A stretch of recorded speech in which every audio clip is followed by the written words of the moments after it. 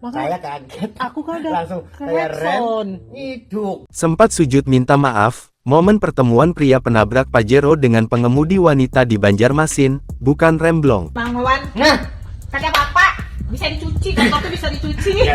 Pasca viral video pria sujud minta maaf usai motornya tabrak mobil Pajero Sport di Banjarmasin.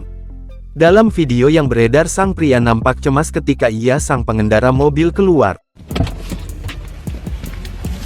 mohon baru gue enak. Minta maaf gue. Pian kata papa. Minta bapak gue minta maaf. Terlihat, terjadi kebocoran di bagian depan mobil tersebut yang diduga berasal dari air radiator. Apa pak yang bocor ini di mobil saya?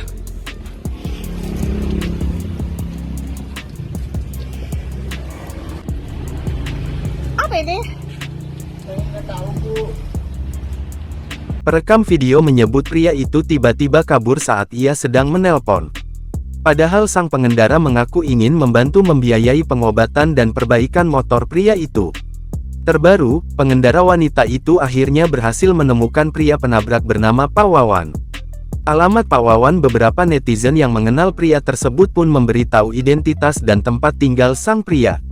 Akhirnya, pengendara mobil tersebut kembali bertemu dengan pria itu.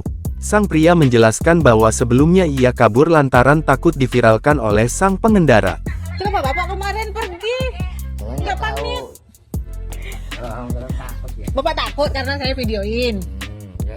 Oh, Bukan alah. memviral saya. Ia lantas menceritakan penyebab kecelakaan itu bukan karena remblong. Saya nggak blong bu. Saya sudah tahan dulu. Tapi saya sampai kaget dan langsung berbelok itu bu.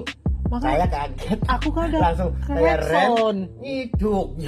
Nggak langsung Menurutnya, dirinya kaget sehingga tidak mengelakkan kecelakaan meski telah mengerem. Makanya aku udah klakson, aku pelan loh. Ya, Kan pelan, aku ya. mau belok Saya sudah ke Revima rem, itu. rem. Saya kaget, sama-sama kaget kan. Tiba-tiba ada mobil. Nah, jadi ya ulun bersama banter. Saya penyok mobil sampean. Ini saya sama. Pengendara itu pun berusaha menjelaskan dan menenangkan pria tersebut. Bukan mau Ini diviralkan. kan di TikTok ada. Itu karena bapak udah pergi, jakanya bapak masih di situ, mungkin selesai sore itu.